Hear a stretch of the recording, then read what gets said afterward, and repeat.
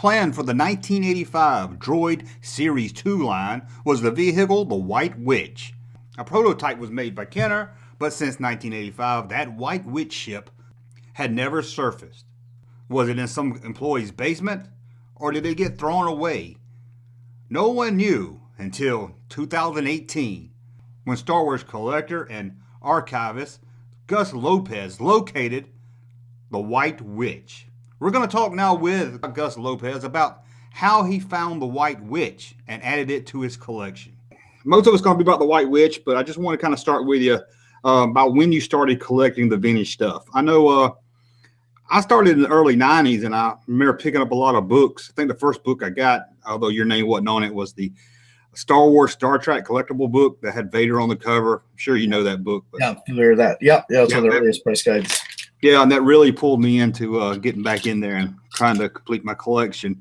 But right in the early 90s, in those toy magazines and stuff, your name would often come up right around with Sandsweep and a couple other guys. So when did you start collecting? I mean, I kept everything I had as a kid, but actively collecting really for me only started in the early 90s. So it was when, the Zahn books came out, the, Dark Empire comics came out, and I started to get back into it. So it's hard to put an exact time on it. I mean, really, I've been back into collecting the comics and other things by 91. For action figures, I didn't really start in earnest back into that until early 93. So, so it's been about 26 years to 28 years-ish as long as I've been collecting. Right. And yeah, that seemed to be a really boom right there. At least I know the local comic book store here, and right around 93, 94 seemed to be a really boom where I guess us that grew up with them was getting in our 20s where we could go back and kind of start buying them again. Yeah, that was a lot of it. It was it was like the kids who grew up with Star Wars now had, were older and had the interest and more income to get the stuff they wanted to get. So, yeah, that was it for me. And just knowing that I could go back and find the stuff, I was even surprised that they still had vintage stuff. So that was exciting for me to discover that. Yeah, and it was, and just not to get off the subject here, but I remember Toy Shop magazine and looking at the prices, thinking how outrageous the prices were. But now I would love to have those prices. I know, that was incredible. Yeah. Moving on to the White Witch. Now I know there's some some photos of it, the prototype photos. Yep. Was there only one that got that far into production that was actually a ship and not just the mold? Well, there are two from the photos that we know from Kenner. We've seen at least two different versions of the White Witch, and one they could actually be the same one at different stages. So there's one that's just gray primer, so a gray primer version of the White Witch, and there's a fully painted one. So it seems like they made at least two, but it's possible those are both the same one. Right, and I know that I've seen box art, but there was no official, there was no box made. It was just the no box made, no, just mock-ups of it, and there's no. As far as I know, there's never been a printed box made of it. I think they started to lay out what a box would look like, but I don't think they ever made any box flats. There's never been a box flat or proof sheet of the box that's turned up. There have been some prints of a box that a mock-ups that are sort of early stage. And then, the one that I picked up matches the one in the Kenner photos. So it's actually the same one in the Kenner photography, the fully painted one. So they may have made more. I don't know. I suspect they probably did. But then again, it's taken so many years that no one even knew these things existed, like that there was one out there till recently. So, but the one I have matches the one in the photography. Okay, so we're pretty sure that's the one. You're, I guess, 99% sure, 100% sure. 100% sure. Yeah, 100%. You can look at little defects in the paint and brush strokes. There's all sorts of details that just exactly match the one in the photography. Oh, okay. It's exactly the same. As I had mentioned in the entry, also independently, right after I got the White Witch, which was several months ago, but I didn't announce it till recently. I was able to also track down independently there are three figures in the photo shoot: R2D2, George Doucette, and Thal Jobin, and I was able to track down the Thal and the George Doucet. It was sort of a huge coincidence, but anyway, I was able to find that, and it was two different friends of mine had them, and they're the ones that were used in the photo shoot, and those were both prototype forms of those figures too. They're not regular action figures, actually finished prototypes. So I got sort of the ones in the photography all together. The R2, I have no idea where that is, but I got the other figures. Okay, well, good. I was going to ask you about the R2, being I saw it wasn't in the photo, but you took care of that. Now, do you know how it got from, or tell us a little bit of how it got from Kenner to your hand? Yeah, I mean, I don't have a lot of details on it, but I got it from a toy dealer who got it from a Kenner source. So I got it through Tom Derby, who specializes in this kind of collectible. A lot of those Star Wars prototypes, or some people now call them pre-production items. So Tom has been dealing with that kind of stuff, high-end Star Wars toy items for years.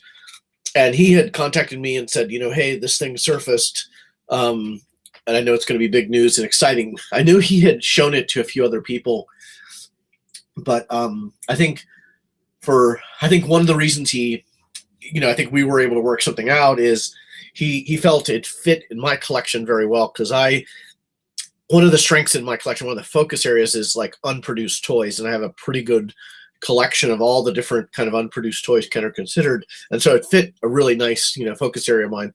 And also Tom was interested in some of the items I had for trade, so I was able to trade some items, which I seldom do. I mean, I sort of notoriously never trade things, so because a lot of collectors want stuff I have, but I don't really want to let go of anything.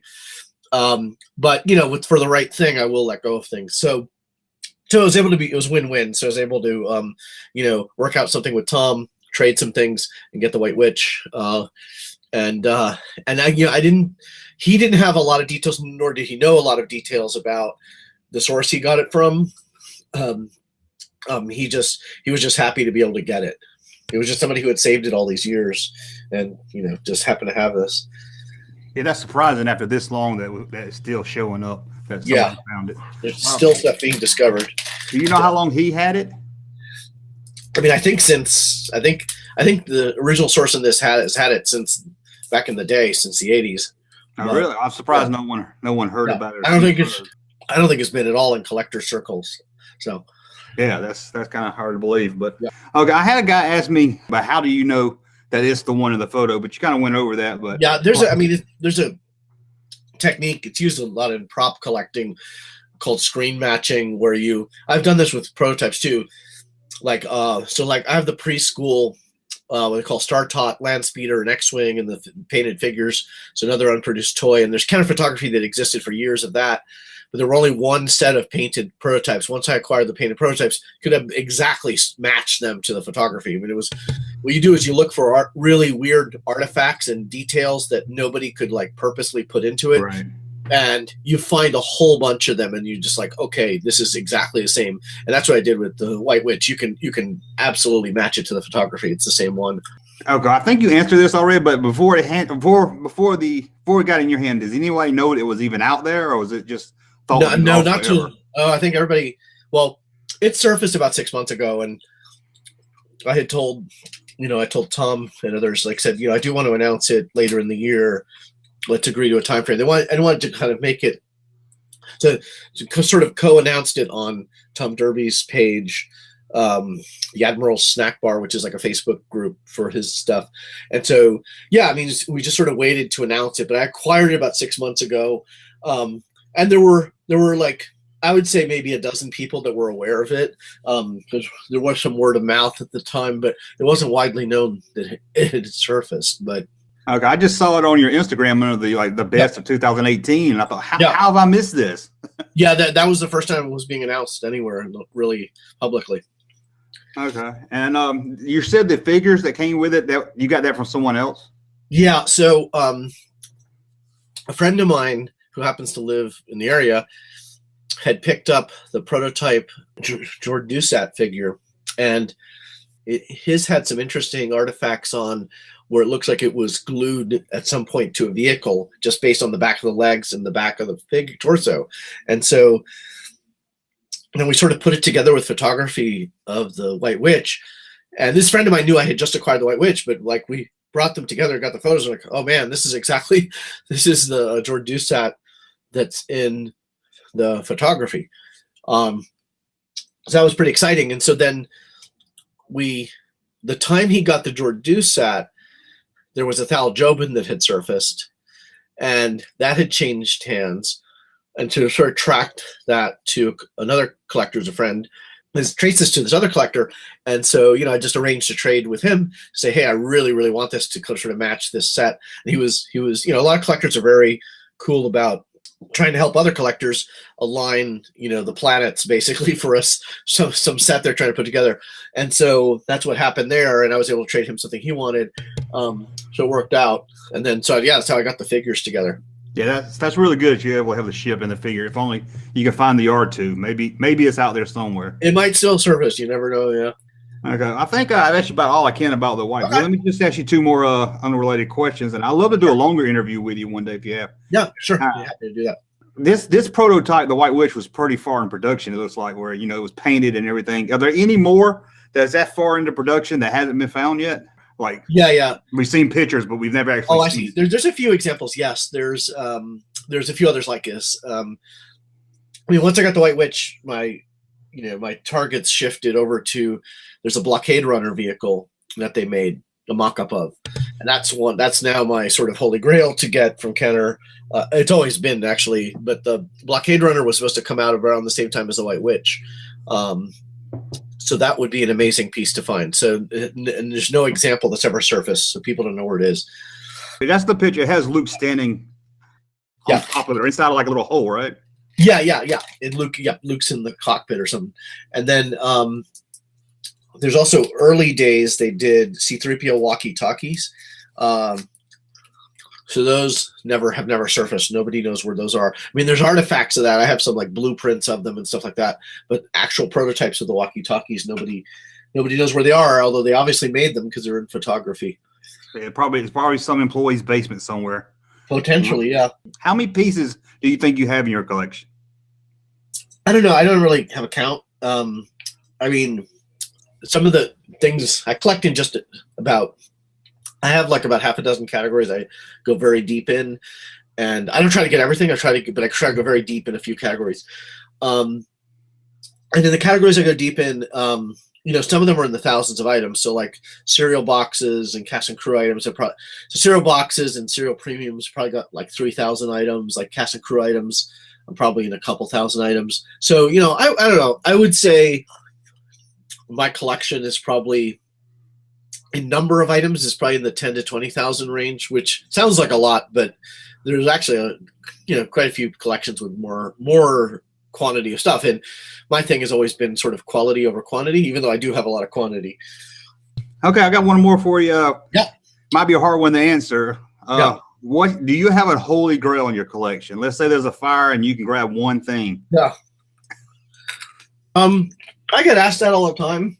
And it's sort of impossible to answer because I have so many things that are one of a kind that it just makes it impossible to say what that. I mean, because take like the White Witch. That's an amazing toy piece, right? It's like, and I got a bunch like that. I got like the sculpt to the Chewbacca action figure. I got the preschool Star Tots figures I told you about. I got several unproduced micro collection play sets, unproduced droids and Ewoks. So just in toys, I got all these one of a kind things. I got the Death Star model used in the first Star Wars film. That's like a pretty big piece of history. I recently posted a book that I have. John Mallow, who did all the costume design for Star Wars, he kept a sketchbook while he was working on Star Wars where he designed all the costumes we know and love now from the films for the first time on this sketchbook. So that thing is like a piece of history. I don't know. It really is impossible because there's so many pieces that are just like unique.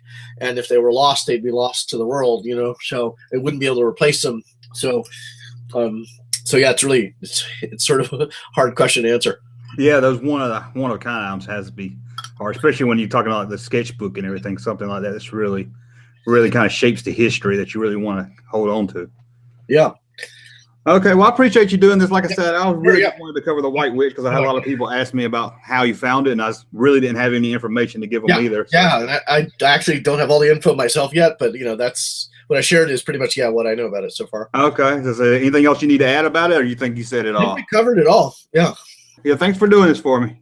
Sure, yeah. No problem. Talk to you later. Okay, thanks. Bye. A big thanks again to Gus Lopez for doing that interview with me where we talked about the finding of the White Witch. An amazing find, and to think that since 1985 to now 2019, there's still stuff out there to be found. Who knows? Do you have an employee that worked at Kenner? What do they have in their basement? Anyway, I hope you enjoy this and learned a little bit more about the White Witch. Anyway, I hope you enjoy this little interview with Gus Lopez. Hope you learned a little bit more about the White Witch. And I'll be back again very soon to tell you more about vintage Star Wars toys, pop culture, or whatever else we want to talk about. Thank you for listening. Thank you, sir, for that unsolicited testimony.